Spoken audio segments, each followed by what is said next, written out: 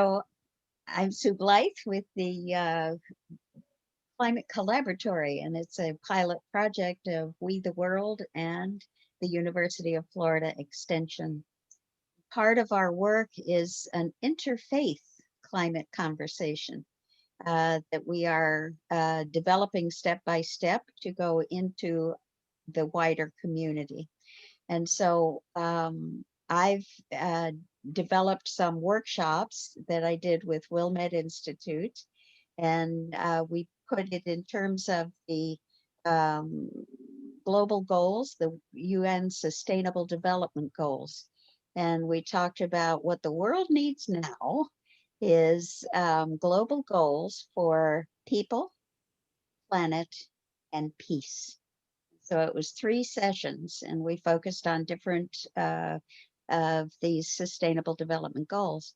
And I had these 2 wonderful women come into these programs. And so I'd like to just get a sense of what that was like for you and anything that's come from it. Hi, my name is Esther Fick, and I live in Dauphin, Manitoba, Canada, which is just above North Dakota in the States. And I came to know Sue through We the World organization, whose founder is Rick Wolfick.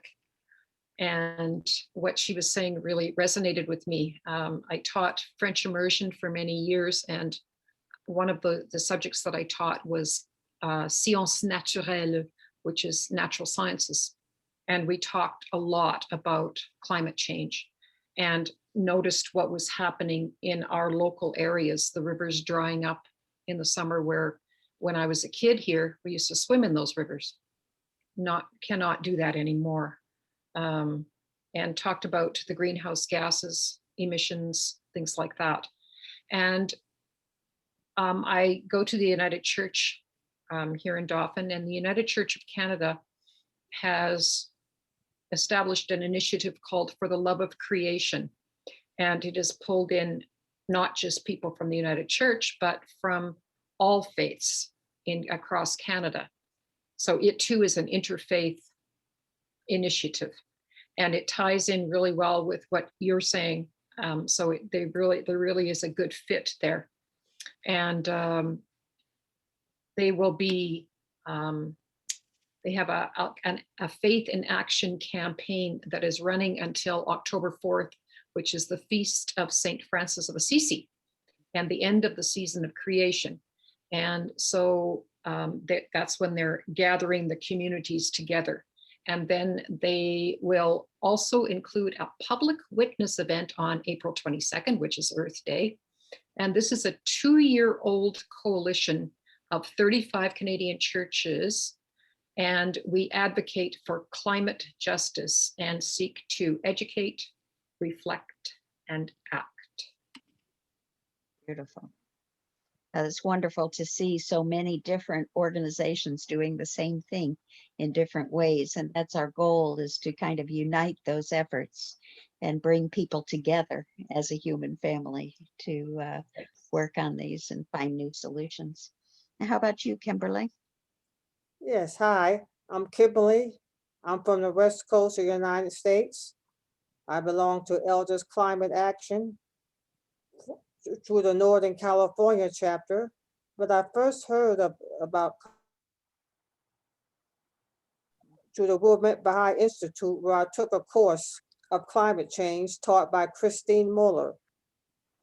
And it was an interesting course, eye-opening to see all the devastation from all the climate that's going on due to the CO2 emissions from glaciers melting, wildfires in my home state, California, intense hurricanes in Florida, so forth.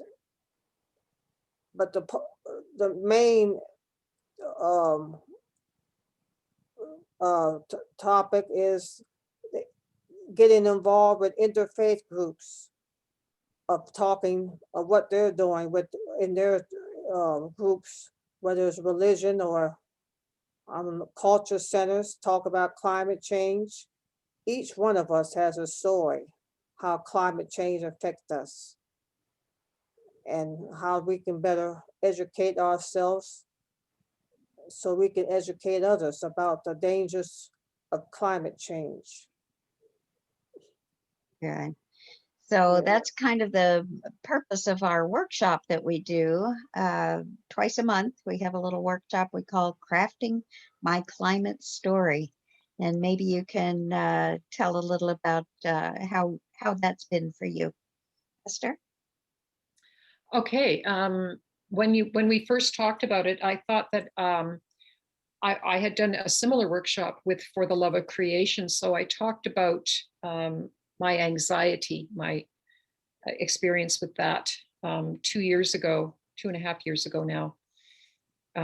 It became a crippling, a horrible experience. And wow, I really suffered with that. So I thought I would talk about that as part of my climate story and how it spurred me to action. And that has really reduced the anxiety. And as I understand, that's part of the way that that can happen to reduce anxiety is to act. And then other stories came about, my local co-op story and the butterfly project that I did with the Climate Collaboratory on the farm.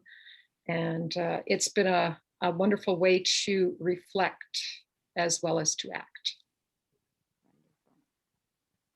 How about you, Kimberly? How has that workshop on Tuesdays been for you? I didn't even know I had activism inside of me, being an advocate for climate change. And so this is really awakening me, fighting for environmental injustice for the such as against big oil companies attending commission meetings. I would never thought I would be able to do this, but fighting for justice, it's a wake-up call. It's been it's been eye-opening. Beautiful. Well, for me too, to here just use a simple little story starter kind of thing and have people pour out their hearts, and it really gets into a quite a deep level of passion, like you say, Kimberly, just awakening things in people. And for me, it's just so rewarding to see this happening. So I thank you both for being part of our ongoing interfaith climate conversation to action program. Thank you, Sue. You're welcome.